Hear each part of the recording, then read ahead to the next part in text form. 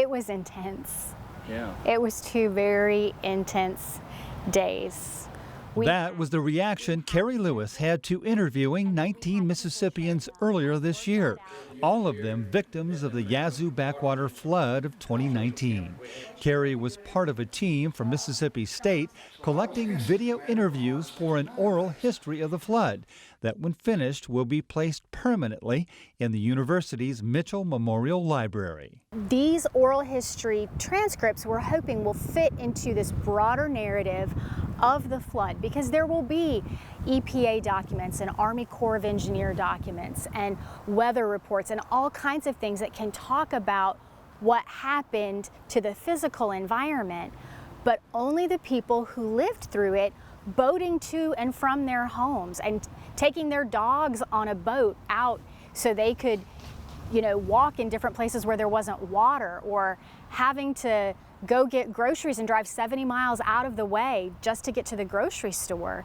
Those kinds of details will be lost to history if we don't talk to the people who experienced them.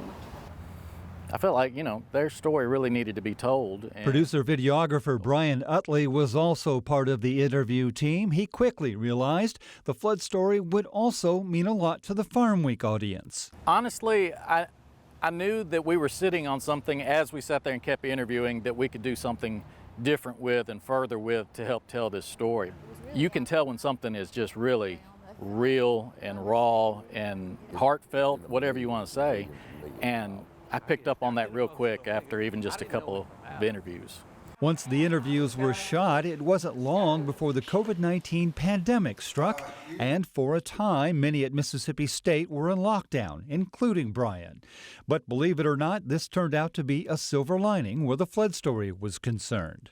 I was at home, and this was the one project that I had shot at the moment. There was no going out and shooting other projects that were coming up. Everyone was grounded. So this is what I had, and it was hours and hours and hours of, interviews. Well, I had time, and that's when I really got into this thing and learned, because I rewatched these interviews. The lockdown gave Brian that luxury of time, and it became apparent that the Yazoo flood was a complicated and emotional story. My first instinct was that we can just put together just kind of a general informative piece all about this flood and what happened and let people tell the story, but it was just so complicated and so many side pieces of information and things that went on to try to, how are you going to explain that to an audience? It would take time to sort through the interviews and to shoot more footage to bring the story to life. Brian went back later for that. In the meantime, an army of still photographers and amateur shooters volunteered their imagery.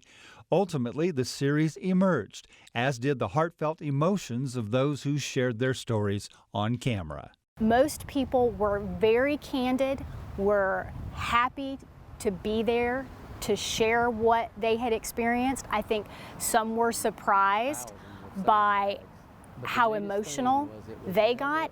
And as someone who was listening to them talk about how their lives had changed, what they had learned about themselves, it was very humbling. I felt very honored that they would trust us enough to talk so openly and share what they went through. It was traumatic.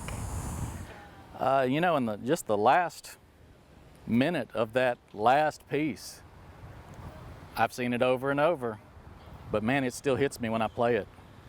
Some of the things that are said. With that supervisor saying, one thing he can say about the people here is that they will endure. That's powerful. And really, that's the heart of Mississippians, in my opinion.